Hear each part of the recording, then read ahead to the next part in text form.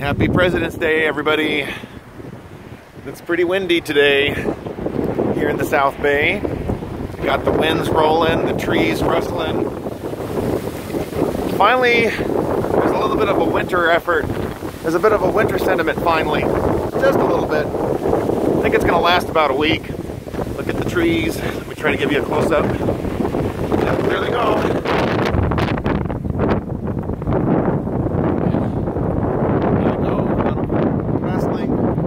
Fluttering here.